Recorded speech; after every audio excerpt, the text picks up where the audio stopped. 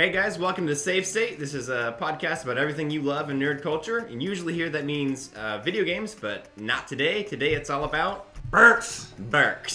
I'm Garrick Enright. I'm leading this show today. To my left here is Barclay Sylvester and Johnny Klein. So let's start off today with some of the books that got us into sci-fi, fantasy genre. So what are some of your gateway drugs? So the first one for me was Wrinkle in Time. I was probably 4 or 5 years old, and my mom was a librarian, so books were pretty much my intro to everything nerdy. Wrinkle in Time, by the end, is a bit of a sad story.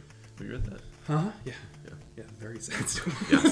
Yeah. Their father goes missing, and they go on a transgalactic trip to find him. Yep. Yeah. For me, it was David Eddings had a couple series that I started off on.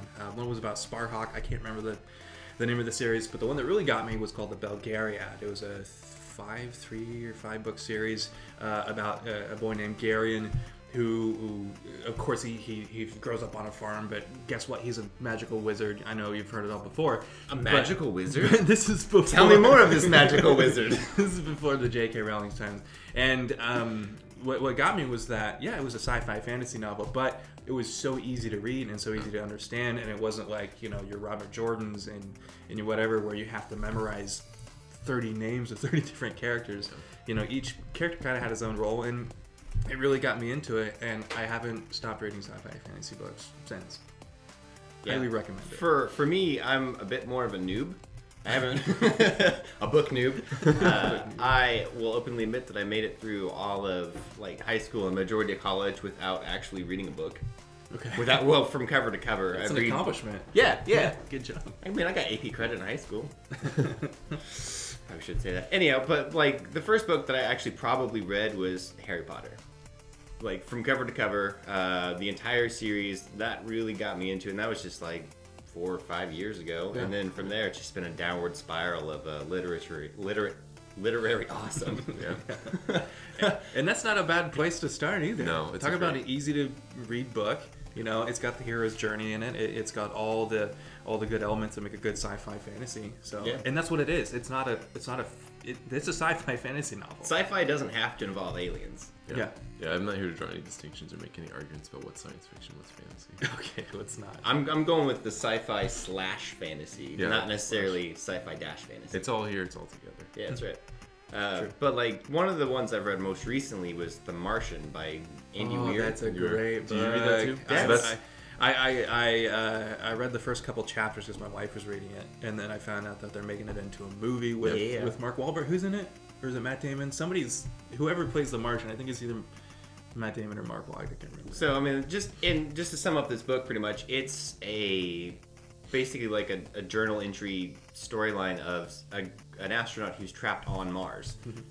His team leaves him for one reason or another, and he's stranded there by himself. And it's all really rooted in science. And like he goes through the science that you have to do to convert and make oxygen, and how he can get his rover from one point to another. And it's just the narration in it is just super clever. It's really fun. Yeah. Is this his first book?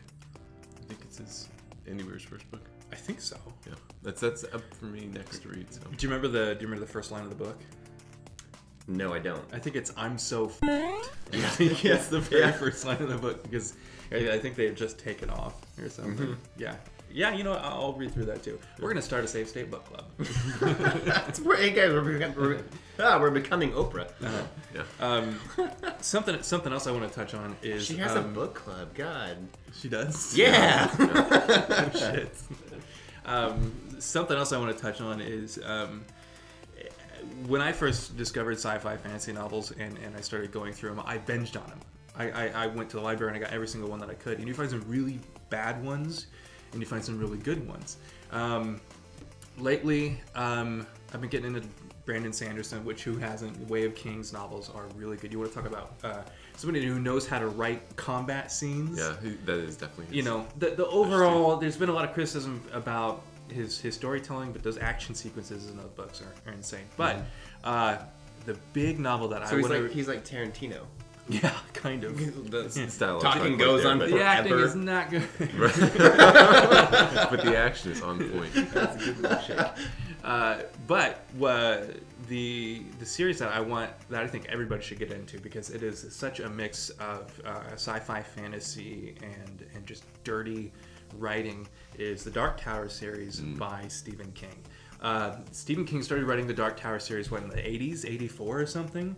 And then what he does is every 3 or 4 other books he'll add another book in the series of the Dark Tower. And I think there's like 9 books. Dark Tower is like one step above Goosebumps, right? Yeah. Yeah. You could say that. Yeah. Yeah, it's a step above. It's real violent. It's not for the squeamish. No. There's some real nasty bits in it. Like, Yeah. you get hit by a car. Yeah, this is the defining moment in those books. Yeah, that I know. still think about that. But what's cool about these books is every most of the characters from like It and Salem's Lot. They show up in these books sporadically. King himself shows up in the books. Yeah. Towards the end. Yeah. And it's really cool because if you've read a lot of Stephen King novels, you'll be reading the Dark Tower series, and it's about Roland the gunslinger who goes through and he's trying to find the Dark Tower. And he'll intersperse all these characters from the Stephen King universe. Even himself, at some point, Stephen King shows up in the novel. It's a great book. It'll take you like a year to read if you're a fast reader. It'll take like a year. Fast reader. Highly recommended. Like It's very binging good Netflix. writing. Next book starts automatically. Definitely. See, I read a lot more of horror, just like with video games and movies. yeah. My genre is horror. You should totally get into Dark Tower. I should. I haven't read any of them yet, but I've read several of his other books. But Where'd you start someone on horror then? where would I start on horror? Can we get back to that? Yeah, of course. Yeah. If I had to get someone into science fiction and fantasy, I'd probably recommend the Hyperion books by Dan Simmons. They're really good hard sci-fi, space opera, but also if you're into fantasy, there's a fair amount of that too. It's a nice story based on Chaucer's Canterbury Tales. Is it a series? It is. There's 4 books, although the first book we read is a standalone. Bit of a mystery. 9 pilgrims are going to their destination. Each recounts their background in their own little story. That's cool. Yeah. You haven't read that? Huh. Oh, you gotta get on that. So Dan Simmons. Dan Simmons. Yeah, Hyperion. All right, guys, that's all the time we have for today. Thanks for tuning in. If you like this video and you want to see more of it, like, share, subscribe, do whatever you need to. Follow us on Twitter and Facebook, but follow us on Twitter at _SaveState, and have an awesome day.